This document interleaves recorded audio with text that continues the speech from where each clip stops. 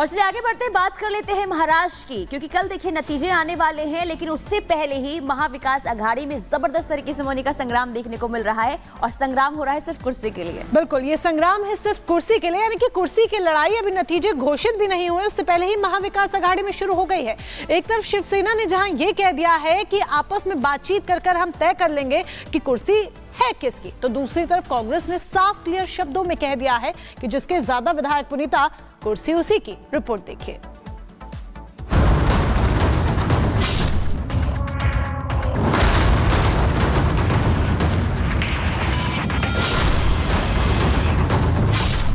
अभी तो मतगणना शुरू भी नहीं हुई, अभी तो रुझान पक्ष में भी नहीं आए, अभी तो जीत भी तय नहीं हुई और अभी से महाविकास आघाड़ी में कुर्सी को लेकर सबके मन की बात सामने आने लगी।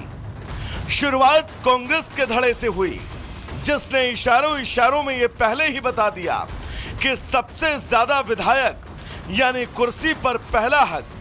लेकिन यह खबर जनता के बीच पहुंचती उससे पहले ही शिवसेना ने अपने मंसूबे साफ कर दिए। महाराष्ट्र में कांग्रेस की लीडरशिप में ही सरकार महाविकास आघाड़ी की बनेगी और महाविकास आघाड़ी की सरकार आएंगी, इसमें कोई दो मत नहीं है। ये काले पत्थर पे सफेद लकीर है। मैं ये नहीं मान लूंगा और कोई नहीं मानेगा कि महाविकास आघाड़ी की सरकार हम बैठकर तय करेंगे। अगर नाना पटोले जी ने ऐसा कहा है और नाना पटोले जी को कांग्रेस हाईकमांड ने कहा है कि आप मुख्यमंत्री बन रहे हो, तो राहुल गांधी, प्रियंका, सोनिया, खरगे साहब ने इस प्रकार से ऐलान करना चाहिए। महाराष्ट्र में जनादेश आया नहीं, उससे पहले ही सत्ता का बंटवारा शुरू हो गया। वैसे भी एमवीए में कांग्रेस सबसे ज्यादा 101 सीटों पर चुनाव लड़ी है, तो बड़ा भाई बताकर वो सीएम पद का ख्वाब देख रही है। नॉर्मली लार्जेस्ट पार्टी का ही मुख्यमंत्री चुना जाता है बहुमत के आधार पर, लेकिन हमारे पार्टी में निर्णय जो होता है वो हमारी कांग्रेस के हाईकमांड करती है। लेकिन हमारा कयास ये है कि अगर हमारी पार्टी बड़ी है तो निश्चित रूप से कांग्रेस पार्टी का मुख्यमंत्री यहाँ बनना चाहिए। एक हिंदी में कहावत है, मुंगेरी लाल के हसीन सपने।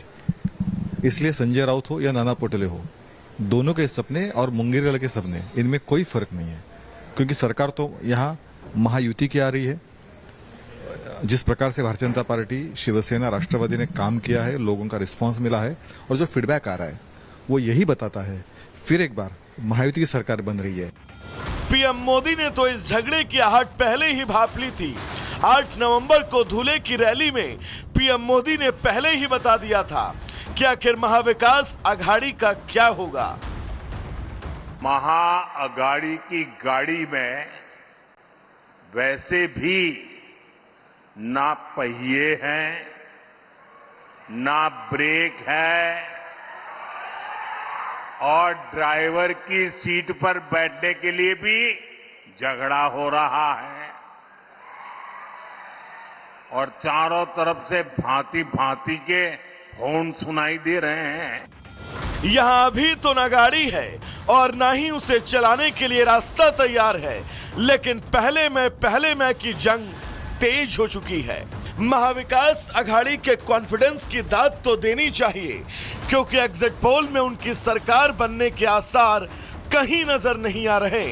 लेकिन गठबंधन ने न सिर्फ सीएम पद की दावेदारी शुरू कर दी, बल्कि उसे लेकर झगड़ा भी शुरू हो गया। Bureau report, Republic Bharat. तो एक तरफ जहां कुर्सी की लड़ाई देखी जा रही है और ये लड़ाई महाविकास आघाड़ी में अभी से शुरू हो गई है, तनातनी का दौर देखा जा रहा है, तो दूसरी तरफ एग्जिट पोल कहते क्या है, जरा एक बार इस पर भी नजर डाल लीजिए, क्योंकि कल रिजल्ट्स अनाउंस होंगे, कल मतगणना होनी है। मैट्रिक्स के एग्जिट पोल की अगर हम बात कर ले तो देखिए यहां पर हम बात करेंगे महायुति की। महायुति के खाते में जाती हुई नजर आ रही है 150 से 170 सीटें। इसके बाद बात कर लीजिए एमवीए की, यानी कि महाआघाड़ी की, तो महाआघाड़ी के खाते में जाती हुई नजर आ रही है 110 से 130 सीटें। अन्य की बात कर ले तो 8 से 10 सीटें अन्य के खाते में जाती हुई नजर आ रही हैं। अब PMARQ की एग्जिट पोल की आप बात कर लीजिए तो महायुति के खाते में यानी कि बीजेपी का जो गठबंधन है, बीजेपी के गठबंधन में जाती हुई नजर आ रही है 137 से 157 सीटें। फिर उसके बाद बारी आती है एमवीए की, जहां एमवीए के खाते में जा रही है 126 से 146 सीटें और अन्य के खाते में 2 से 8 सीटें जाती हुई नजर आ रही हैं। चाणक्य स्ट्रेटजीज की बात अगर हम करें तो उनके एग्जिट पोल में महायुति के यानी कि बीजेपी, एनसीपी अजीत पवार और शिवसेना शिंदे गुट, इनके खाते में जाती हुई नजर आ रही है 152 से 160 सीटें और महाअघाड़ी के खाते में 130 से 138 सीटें जाती नजर आ रही हैं। और अन्य की बात कर लीजिए तो यहां 6 से 8 सीटें अन्य के खाते में जाती हुई, आदर्श के खाते में जाती हुई नजर आ रही हैं। अब बारी आती है पीपल्स प्लस की, तो यहां पर पीपल्स पल्स में 175 से 195 बीजेपी गठबंधन यानी कि महायुति के खाते में 85 से 112 ही सीटें मिलती नजर आ रही हैं एमवीए को। इसके अलावा अदर्स की बात करें तो 7 से 12 सीटें अदर्स के खाते में, अन्य के खाते में जाती हुई नजर आ रही हैं। पोल डायरी का भी जिक्र यहां पर कर लेते हैं, जिनके एग्जिट पोल में 122 186 सीटें जाती हुई नजर आ रही हैं। महायुति के खाते में तो 59 से 121 सीटें ही, 69 से 121 सीटें ही जाती हुई नजर आ रही हैं एमवीए के खाते में, और अदर्स के खाते में 12 से 29 सीटें जाती हुई नजर आ रही है। तो ये तो एग्जिट पोल की बात हो गई कि एग्जिट पोल क्या कुछ कहते हैं, लेकिन दरअसल क्या ये एग्जिट पोल एग्जैक्ट पोल में बदल पाते हैं? नहीं, ये कल ही पता चल पाएगा।